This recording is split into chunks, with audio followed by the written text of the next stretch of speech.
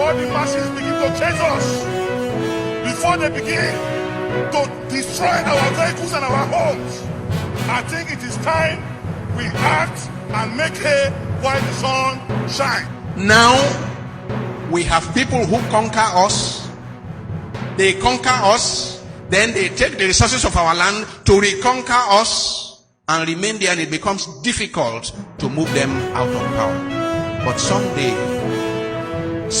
as I always say, the revenge of the poor is at the corner.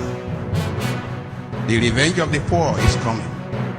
And that one, you will not be able to do anything about it. You can have your jeep. You can have your generators. You can have everything bulletproof. But the revenge of the poor, it happened in France, it happened in Russia, it has just happened in Sudan.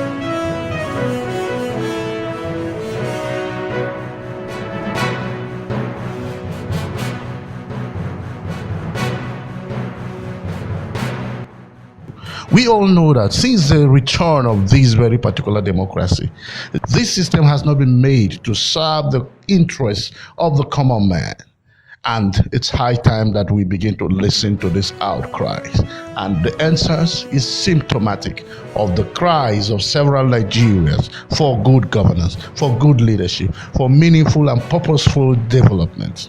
Human being is probably one of the only animals no one has been able to domesticate perpetually and successfully. Whatever mayhem, torture, barbarism you may unleash or subject them to, they might take it, endure it, explain it, naturalize it, acculturalize it. But one day, that human nature of free will and the inner desire for freedom and the pursuit of happiness will always show up and always bring that reign of tyranny to an end. Someone referring to Nigeria and Nigerians jokingly said that it is common that when you push a human being to the wall, they will eventually fight back, except for Nigerians. Saying when you push a Nigerian to the wall, they will always find a way to go over the wall and keep moving instead of fighting back. Maybe that statement needed to be reviewed and reevaluated in view of the current EndSARS nationwide protest. Well, it all started as a revolt and peaceful protest against police brutality, but it has gradually transformed itself into a national outcry against million little things that Nigerians have endured since independence.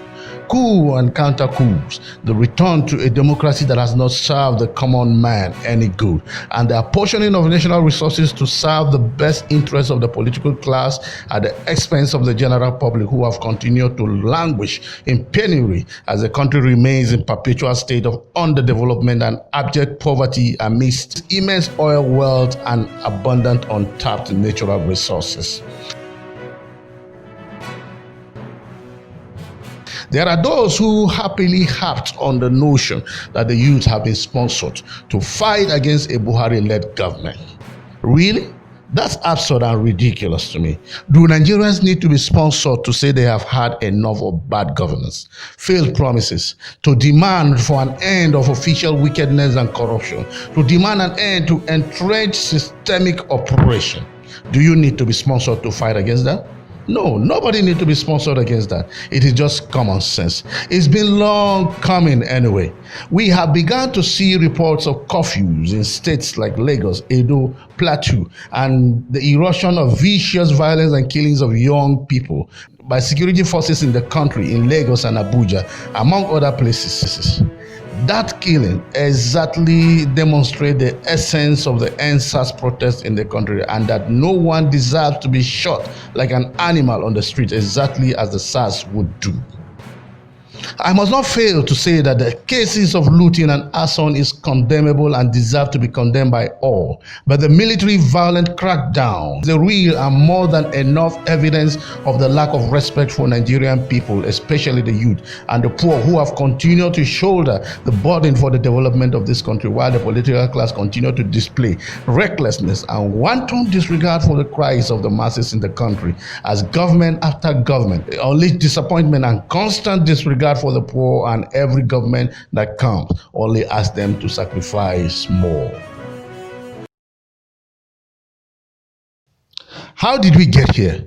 My take on this is that it started from Buhari's Independence Day speech, where he unleashed verbal cruelty and violence against Nigeria.